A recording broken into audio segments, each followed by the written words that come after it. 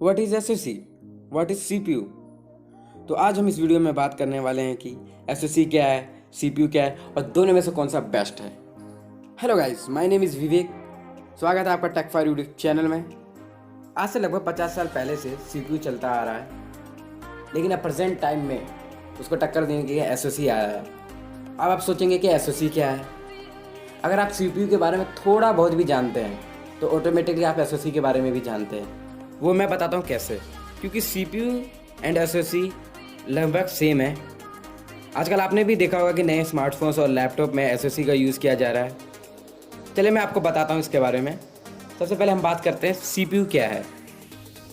अब तक आपको ये पता होगा कि सीपीयू एक पूरा पर्सनल कंप्यूटर होता है, लेकिन ऐसा नहीं है। सीपीयू पूरा पर्सनल कंप्यूटर नहीं होता। सीपीयू एक मेन चिप होती है और उसको वर्क करने के लिए साथ में और भी अदर सिलिकॉन चिप की ज़रूरत पड़ती है, जैसे कि मेमोरी स्टोर करने के लिए memory chip, audio chip, graphic processor, इन सब चीज़ों की ज़रूरत पड़ती है।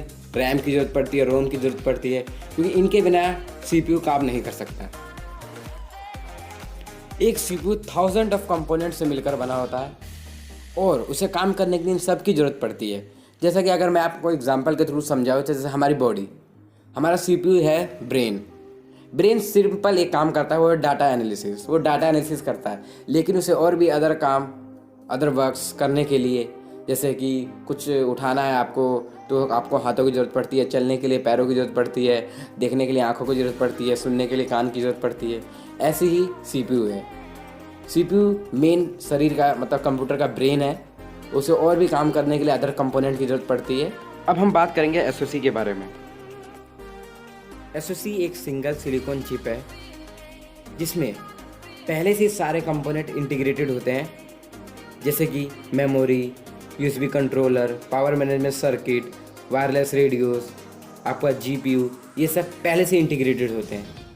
अगर डिफरेंस की बात की जाए एसओसी और सीपीयू में, तो सिंपल है।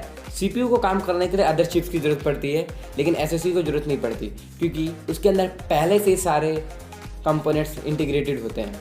अगर एडवांटेजेस की बात की जाए तो सबसे पहले एसओसी का साइज़ छोटा होता है। अगर हम सीपीयू की बात करें तो सीपीयू में मेन चिप के साथ साथ अदर चिप्स की भी ज़रूरत पड़ती है। अगर उन सबको मिला दिया जाए तो सीपीयू का साइज़ काफ़ी बड़ा हो जाता है। उसके कंपैरिजन में एसओसी का साइज़ काफ़ी छोटा होता है। और अगर पावर कंजप्शन की बात की जाए तो सिंपली एसओसी बहुत कम पावर कंज्यूम करती है, क्योंकि इसमें सारे कंपोनेंट को एक ही सिंगल चिप में इंटीग्रेटेड किया गया है, जिससे ये बहुत कम पावर यूज़ करते हैं। लेकिन सीपीयू में ज़्यादा पावर लगती है सारे सर्किट को ऑपरेट करने में, तो उसमें हाई पावर कंजप्शन होता है। लेकिन एसओसी का एक डिसएडवांटेज है, वो ये है कि आप एसओसी में कुछ चेंज नहीं कर सकते। जैसा कि आप सीपीयू में कर सकते थे, आप रैम, प्रोसेसर, हार्ड डिस्क, ये सब चेंज कर सकते हैं अपने ज़रूरत के हिसाब से। लेकिन एसओसी में ऐसा नहीं है, क्योंकि ये पहले ही कंपोनेंट सारे एक ही सिंगल चिप में इंटीग्रेटेड होकर आते हैं, तो आप इनमें से कुछ भी चेंज नहीं कर सकते। लेकिन फ्यूचर में ये बोला गया है कि आप पूरी एसओसी को चेंज कर पाएंगे। मतलब अगर आपको लगता है कि ये थोड़ा पुराना हो गया है, मतलब आपको प्रोसेसर बढ़ाना है या रैम बढ़ानी है, तो आप पूरी एसओसी नहीं ला के उसमें लगा सकते हैं। लेकिन ये थोड़ा एक्सपेंसिव हो जाएगा, क्योंकि आपको एक सिंगल चीज़ को चेंज करने के लिए सब चीज़ के पैसे देने पड़ेंगे। लाइक उसके अंदर का प्रोसेसर, जीपीयू, रैम। आपको सिंपल मान लीजिए कि रैम चेंज करनी है। अब रैम चेंज करने के लिए आपको पूरा नया एसओसी खरीदना पड़ेगा, और उसके लिए आपको उसके अंदर के अदर कंपोनेंट के भी पैसे देने पड़ेंगे। तो ये थोड़ा एक्सपेंसिव हो जाएगा। ये कहते हैं ना कि कुछ पाने के लिए कुछ खोना भी पड़ता है, तो उसे करना पड़ेगा। अगर आपको लगता है कि एक कम स्पेस में आपको बढ़िया कंप्यूटर मिल जाएगा छोटी सी जगह में, तो आपको कुछ ना कुछ तो लॉस झेलना ही पड़ेगा।